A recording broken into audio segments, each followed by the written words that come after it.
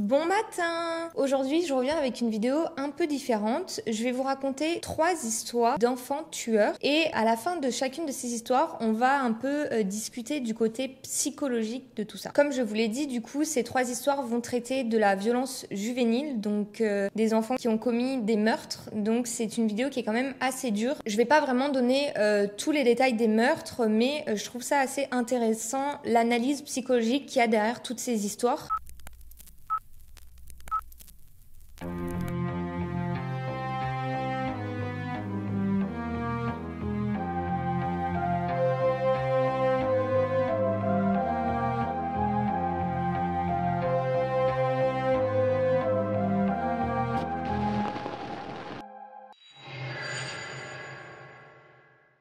La première histoire, c'est l'enlèvement de James Bulger. C'est une histoire qui est quand même assez connue et du coup, je vais vous raconter l'enlèvement du petit James, âgé de seulement 2 ans. On est donc dans les années 1990, on est en février 1993 plus précisément. Et Denise, la maman de James Bulger, va se rendre au centre commercial avec son fils donc de 2 ans. Elle décide d'aller faire quelques courses, on est un vendredi. Et ce jour-là, le centre commercial est bondé, mais ça semble totalement normal. Alors que la maman de James était en train de payer dans une boucherie, elle lâche la main de son fils pour justement pouvoir rendre la monnaie. Et c'est en 2 minutes qu'elle s'est retournée et elle s'est rendue compte que James était parti.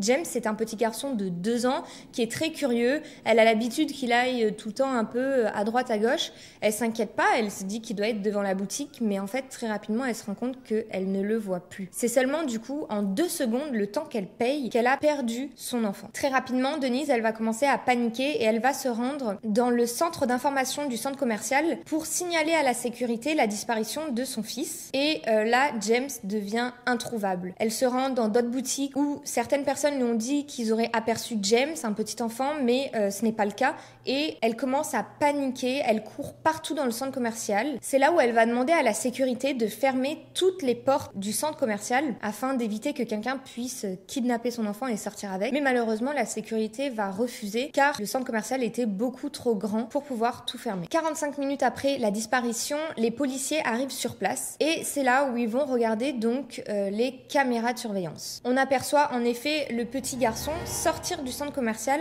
accompagné de 2 autres jeunes garçons qu'on estime avoir 10-13 ans maximum. Directement pour Denise, c'est presque un soulagement. Elle pensait évidemment que quelqu'un de pervers voulait kidnapper son fils. Là, elle voit des images où il sort avec 2 jeunes garçons. Elle se dit qu'ils doivent pas être très loin, sûrement en train de jouer. Mais malgré ces images sur les vidéos de surveillance, James est introuvable. Et le problème, c'est qu'on a du mal à identifier les 2 jeunes garçons car la vidéo est de très mauvaise qualité. La police essaye donc de trouver au maximum des indices pour comprendre où il se trouve et les jours passent et on ne le retrouve toujours pas. La mère Denise reçoit des appels en disant on a votre fils, il est avec nous. Mais malheureusement, c'est des personnes malveillantes qui voulaient la faire tourner en rond. C'est seulement le dimanche, donc 3 jours après sa disparition, que les policiers vont annoncer à la mère de James que James a été retrouvé, mais malheureusement, il est décédé. James a été retrouvé sur une voie ferrée et son corps a été coupé en 2 par un train. Mais après une analyse du médecin légiste, on découvre que la mort du petit garçon n'est pas liée à ça. Il était mort bien avant que le train lui passe dessus. En effet, le médecin légiste remarque qu'il a reçu d'énormes coups et que c'est ça qui lui aurait fait perdre sa vie. Mais que s'est-il passé? Après la découverte du cadavre de l'enfant, les policiers vont publier les vidéos de surveillance montrant les 2 jeunes garçons et c'est là où pas mal de témoins vont appeler la police en disant avoir vu ces 2 jeunes garçons avec justement un petit enfant de 2 ans. Mais tous les témoins, ils pensaient que c'était leur frère, que ça leur paraissait pas bizarre en soi que 2 garçons de 10 ans soient avec un enfant de 2 ans. Par chance, une des témoins connaissait très bien les garçons de 10 ans, elle a donc pu les identifier et les policiers ont donc décidé de les interroger. Les 2 garçons se nomment Robert Thompson et John Venable. Ce jour-là, ils auraient dû être à l'école, mais ils avaient séché les cours et apparemment c'était dans leur habitude de sécher les cours. Donc ils ont séché les cours pour se rendre au centre commercial et c'est là où ils ont aperçu le petit James de 2 ans tout seul et qu'ils ont donc décidé de l'emmener avec eux, avec des intentions vraiment très mauvaises. Au début, quand les policiers interrogeaient les deux jeunes garçons, ils avaient vraiment du mal à les suspecter et les lier aux atrocités qu'on a retrouvées sur le corps de James. Mais très rapidement, en fait, les garçons vont tout avouer. Et ça va vraiment laisser la population sous le choc. À quel moment on peut s'imaginer que des enfants de 10 ans peuvent commettre des crimes horribles? Les jeunes garçons vont donc détailler leurs actes. Ils ont donc dans un premier temps aveuglé James en lui envoyant de la peinture dans les yeux. Et ensuite, ils l'ont frappé avec ce qu'ils avaient sous la main, donc des pierres et des briques. Et le coup fatal pour le petit James a été un coup avec une barre en métal. Ils ont aussi déshabillé entièrement le petit garçon et mutilé ses parties génitales. Une fois qu'ils se sont rendus compte donc que l'enfant était décédé, ils ont décidé de cacher son corps sous un tas de briques sur une voie ferrée, en pensant donc faire passer ça pour un accident. Très rapidement, du coup, les deux jeunes garçons vont être jugés et leur procès va avoir lieu. Mais comment on est censé juger des enfants qui n'ont que 10 ans? Est-ce qu'ils ont vraiment réalisé leur acte? Du coup, en 1993 a lieu le procès de Robert et John. Et c'est un procès qui a vraiment suscité l'attention de beaucoup de monde. Malgré qu'ils soient jeunes, les deux garçons ont été jugés pour le meurtre de James. Et comme vous en doutez, les avocats ont évidemment plaidé que les garçons ne sont pas conscients de la gravité de leurs actes. Cependant, il y a un verdict final qui a été prononcé et le juge a reconnu coupables les deux jeunes garçons du meurtre du petit James Bulger. Ils ont donc pris 10 ans de prison pour enfants et ça a fait grand débat. Je sais pas ce que vous en pensez, vous. Moi, je trouve que c'est très délicat de juger des jeunes enfants et de savoir faire la part des choses, en fait. Donc, je préfère laisser ça à la justice. Donc, en 1993, ils ont pris 10 ans de prison pour enfants. Ils sont donc sortis par la suite et ils ont évidemment été placés sous des mesures de protection. Donc, ils ont changé leurs identités. Mais après leur libération, John et Robert ont connu deux destins très différents. Robert Thompson, lui, est sorti en 2001. Âgé de 18 ans, il a directement été placé dans un centre pour délinquants pour une réadaptation à la société. Et au fil du temps, il a été progressivement réintégré dans la société. Aujourd'hui, les détails de sa vie sont protégés, on ne connaît pas sa nouvelle identité et on n'a jamais entendu parler de lui. Il serait maintenant en couple avec un homme qui connaît son passé. Ensuite, on va parler de John Venable. Lui, c'est assez différent. Tout comme Robert, il a été libéré en 2001 à l'âge de 18 ans avec aussi une nouvelle identité. Cependant, il a eu de nouveaux problèmes avec la justice après sa libération. C'est en 2010 qu'il a été une nouvelle fois arrêté pour détention d'images indécentes mettant en scène des enfants. Il a donc repris une peine de 2 ans, suite à laquelle il est donc sorti en 2012. Et une nouvelle fois, les policiers ont trouvé chez lui des images d'enfants et aussi un manuel expliquant comment attirer les jeunes filles chez lui. Donc comme vous vous en doutez, il a une nouvelle fois été arrêté. On peut donc voir que la justice a jugé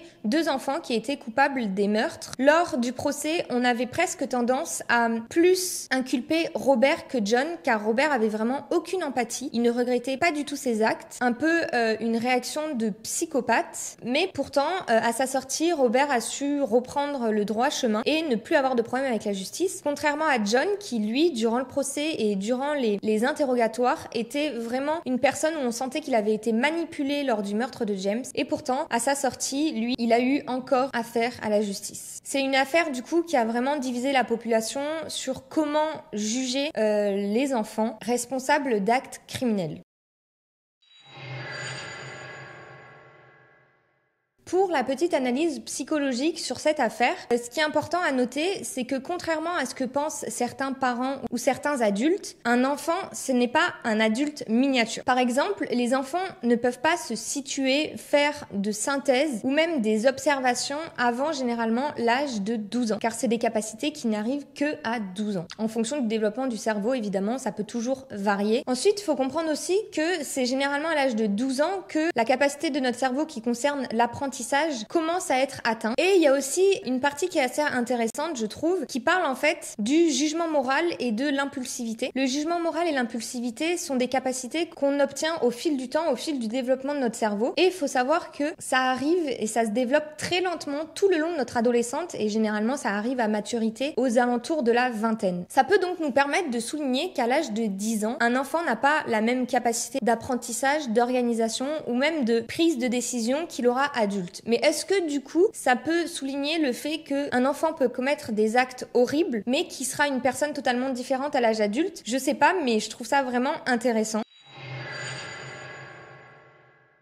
Je vais maintenant vous parler de l'histoire de Marie Belle. C'est aussi une histoire très connue à propos des enfants tueurs. Mais je pense que ce qui est très intéressant à découvrir avant de voir les actes qu'elle a commis, c'est surtout son enfance et l'environnement dans lequel elle a grandi qui vont eux-mêmes montrer les premiers troubles de cette jeune fille. Marie Belle est née en 1957 à Newcastle en Angleterre. Dès son plus jeune âge, il y a eu de nombreux signaux montrant qu'elle avait vraiment un comportement troublant. Elle était très connue des services sociaux et des institutions locales. Elle vivait seule avec sa mère célibataire et sa mère avait beaucoup de mal à s'occuper d'elle. En soi, Marie était très souvent délaissée. Elle n'avait aucun soutien parental et elle était vraiment dans un mauvais environnement. Et c'est justement cet environnement qui va quand même jouer un rôle important dans les déroulés de la vie de Marie. Dès son plus jeune âge, Marie était une jeune fille très agressive envers les autres enfants, mais aussi envers les animaux. Elle avait vraiment de la cruauté, elle était violente et elle aimait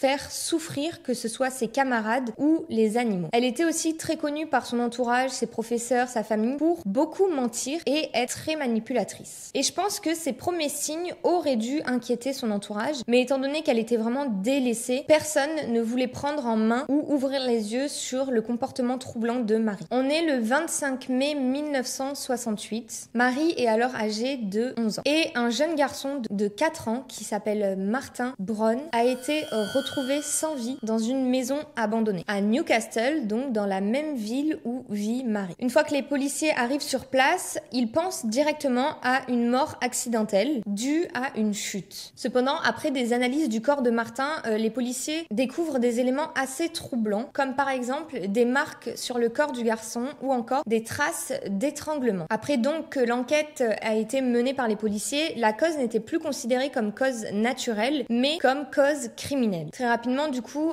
dans la petite ville, la tension devient vraiment palpable, mais vous vous doutez bien que si des policiers retrouvent un cadavre d'un jeune garçon âgé de 4 ans, qu'ils ont des doutes sur la cause de la mort, jamais ils vont suspecter, ou du moins ça doit être compliqué de suspecter d'autres enfants. Ils vont donc commencer à enquêter. Beaucoup de rumeurs vont remonter jusqu'à eux, comme quoi le voisinage soupçonnait réellement Marie Belle. Mais les policiers vont avoir du mal à trouver des preuves pouvant l'incriminer et surtout du mal à vouloir suspecter une jeune fille âgée de 11 ans. Malheureusement, ce n'est pas le dernier meurtre de Marie. 2 mois après le meurtre du petit Martin, on est le 31 juillet 1968 et un petit garçon âgé de 3 ans qui s'appelait Brian a lui aussi été retrouvé mort. Il avait disparu depuis quelques jours et la famille avait alerté les autorités, mais malheureusement, il a été retrouvé décédé dans un endroit assez isolé. Et très rapidement, les circonstances du décès de Brian vont avoir beaucoup de similitudes avec le petit Martin. Déjà, il a été retrouvé dans un endroit isolé, éloigné de tout regard. Il y avait aussi sur son corps les mêmes traces de mutilation qu'on a retrouvées sur le corps de Martin et il a été étranglé. Une fois que les policiers ont recueilli toutes les preuves sur la scène de crime, ils comprennent très rapidement qu'ils ont affaire à un meurtre qui a été brutal. Bon, là, dans la petite ville, c'est vraiment le chaos. Il y a tout le monde qui commence à s'inquiéter pour ses enfants. Les parents commencent à ne plus les laisser sortir alors qu'on est dans les années 1970. Donc, c'est assez régulier d'aller jouer dans la rue. Mais il y a une mauvaise atmosphère qui se crée dans cette ville. Surtout que, encore une fois, il n'y a aucune preuve et les policiers ne savent pas qui suspecter. Ils ont aucun élément. Marie, elle, de son côté, commence à avoir des comportements de plus en plus suspects. Et ça,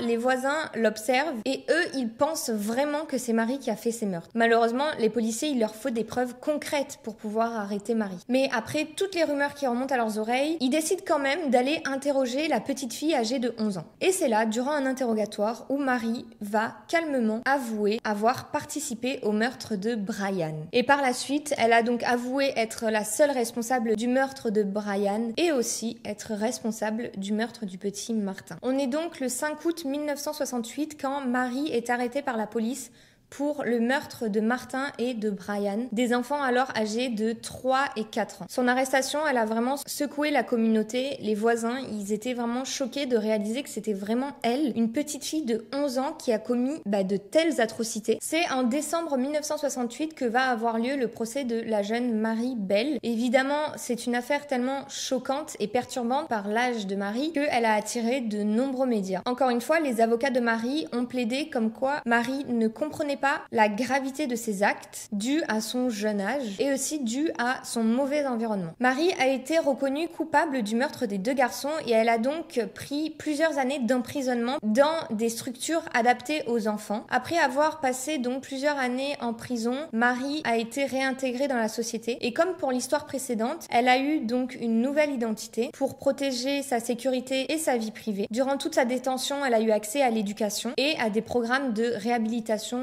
au sein de la société. Aujourd'hui, ce qu'on sait, c'est qu'elle a repris une vie totalement normale. Elle a une fille et grâce à son anonymat, elle a pu donc démarrer une nouvelle vie. Mais ce qui est assez choquant, c'est que Marie avait vraiment des comportements troublants lors de son procès. Elle ne ressentait aucune empathie. Durant son enfance, quand même, elle jouait et elle aimait faire souffrir, que ce soit les animaux ou ses camarades. Et donc, on pourrait se poser quelques questions sur peut-être une pathologie.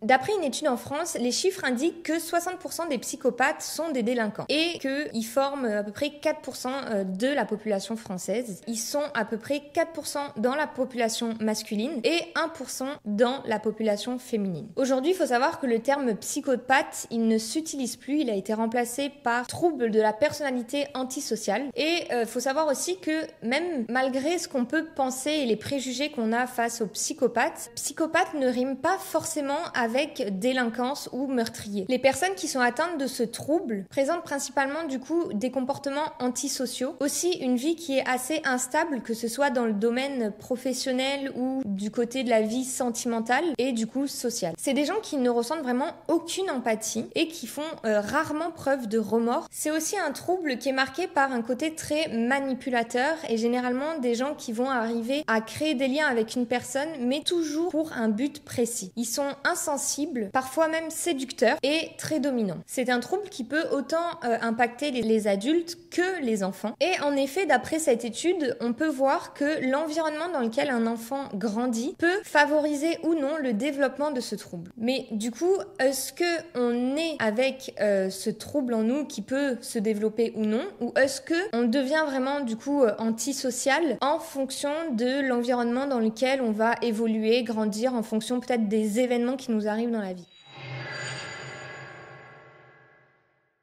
On passe maintenant à la dernière histoire de cette vidéo. Elle est assez différente parce qu'en fait là on va parler d'un jeune homme âgé de 17 ans mais qui a quand même commis des actes abominables. Et ce qui est vraiment intéressant dans cette histoire, c'est l'analyse psychologique justement. Je vais vous parler de Tyler, un jeune homme donc de 17 ans dont la vie a pris un tournant très sombre pour une raison toute bête. Tyler, c'est un adolescent en apparence totalement ordinaire. Il a grandi dans une famille simple. Ses parents sont professeurs et justement il va se disputer avec ses parents un soir parce qu'il voulait faire une soirée à la maison et que ces derniers ne voulaient pas. Je pense que vous vous doutez un peu de la suite, mais dans la nuit du 17 juillet 2011, à l'âge de 17 ans, Tyler va assassiner son père et sa mère. Il va donc attaquer ses parents à l'aide d'un marteau et avec une extrême violence, il va les assassiner. Tout ça pour faire une soirée. Le meurtre est juste choquant et le motif est assez ridicule quand on y pense. Les parents de Tyler ont donc été assassinés dans leur propre maison. Et après avoir commis le crime, Tyler va tout organiser, tout ranger pour organiser sa soirée. Il va donc mettre un message sur Facebook en indiquant qu'il y avait bien une soirée chez lui ce soir. Il va déplacer les corps de ses parents dans la chambre des parents et il va mettre énormément de meubles, de bazar dans la chambre pour cacher les corps. Comme prévu, la soirée a lieu. Je pense que Tyler, c'est comme s'il réalisait pas vraiment ce qu'il avait fait. Il organise sa soirée, il passe un bon moment, il y a énormément de monde qui vient à sa soirée et il y a aussi ses amis proches. Les invités remarquent quelques détails surprenants, comme par exemple des taches de sang, mais dans une soirée, ils se disent « Ah, c'est peut-être un verre qui a été renversé » ou quelque chose comme ça. En tout cas, personne n'avait accès à la chambre des parents, qui était évidemment fermée. Mais durant la soirée, Tyler va commencer à se confier à des amis très proches et il va tout avouer. Il va évoquer à l'un de ses meilleurs amis le meurtre de ses parents pour pouvoir réaliser cette soirée. Au début, ses amis ne le prennent pas vraiment au sérieux, ils se disent qu'il est complètement bourré et qu'il raconte n'importe quoi. Ce que raconte Tyler commence de plus en plus à tourner dans la soirée, les gens le trouvent un peu bizarre, mais personne n'y croit en fait. Jusqu'au moment où il va prendre son meilleur ami et il va lui montrer la chambre des parents. Et là, le meilleur ami, il va réaliser ce qui est en train de se passer et il n'en croit pas ses yeux. Il va redescendre dans la cuisine avec Tyler, ils vont discuter. Tyler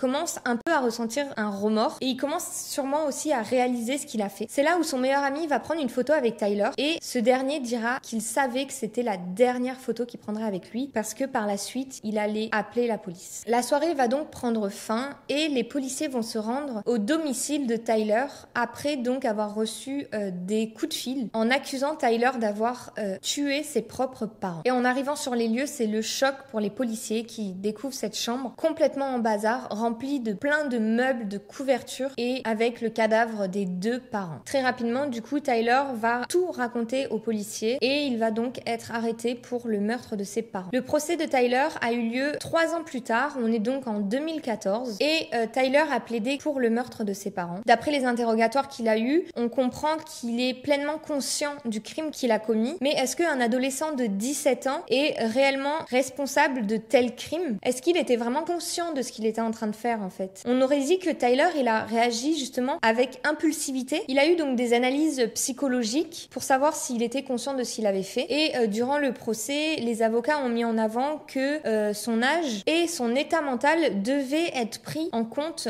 avant le verdict. Et finalement, le verdict reconnaîtra Tyler coupable du meurtre de ses deux parents. Tyler va être condamné à la prison à vie sans possibilité de libération conditionnelle. Pour cette affaire, il y a eu de nombreux questionnements. Est-ce que Tyler est capable un jour de réintégrer la société? Et il y a beaucoup de partisans de la réhabilitation des jeunes délinquants qui ont voté pour une réhabilitation de Tyler. Faut savoir déjà que cette histoire, en fonction des deux précédentes, il y a deux choses qui changent. Les deux précédentes ont eu lieu en Angleterre et celle-ci se passe aux États-Unis. On est en Floride. Donc déjà, la justice n'est pas la même. Donc oui, il a pris la peine de prison à vie, mais c'était pas en Angleterre. On ne sait pas qu'est-ce qu'il aurait pris en Angleterre. Et puis surtout, il y a quand même une énorme différence d'âge. Là, on parle d'un jeune homme qui a 17 ans. Normalement, il doit avoir un minimum conscience des actes de gravité qu'il commet et il ne doit pas autant agir avec de l'impulsivité. Tout ça pour faire une soirée, même si certes, après, il a directement regretté quand il a commencé à comprendre ce qu'il avait commis. Après de nombreux débats, la peine de prison à vie est restée pour le jeune Tyler.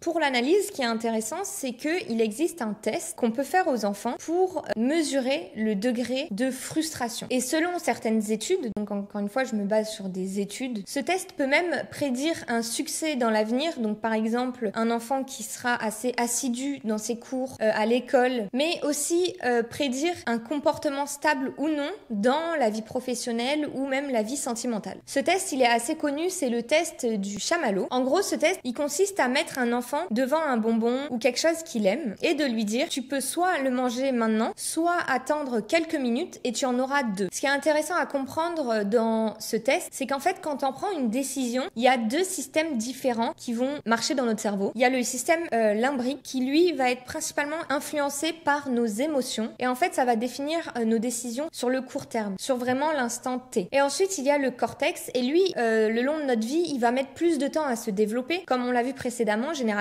il arrive vraiment à maturation à l'âge de 20 ans, dans la moyenne. Ça peut toujours varier. Et le cortex, lui, il va vraiment prendre la décision sur le long terme, donc en analysant ce qui peut par la suite être amené dans l'avenir. Et c'est généralement lui qui va mettre en place des décisions plus rationnelles, on va dire. Et ça, ce côté un peu de l'analyse des prises de décision, ça explique aussi certains comportements un peu impulsifs de certains adolescents ou de certains enfants. Mais c'est tout simplement parce qu'ils réagissent avec leur système limbique, car le cortex n'est pas encore assez développé pour prendre des décisions plus réfléchies sur le long terme. Le test du chamallow permet donc plus ou moins de voir le développement du cortex, et évidemment plus on le fait à un enfant jeune, moins il y a de chances qu'il prenne la décision d'attendre pour avoir 2 bonbons. Et ce test, il fait quand même pas mal penser à l'histoire de Tyler, parce que est-ce que même si Tyler avait 17 ans, peut-être que son cortex n'était pas vraiment encore à maturation, et que c'est pour ça qu'il a vraiment pris une décision sur le court terme qui a totalement gâché sa vie, et ça maintenant il doit le réaliser, et peut-être qu'en fait il a réfléchi juste avec son système limbique. Ça aurait voulu dire aussi que c'était un adolescent globalement très impulsif qui prenait vraiment les décisions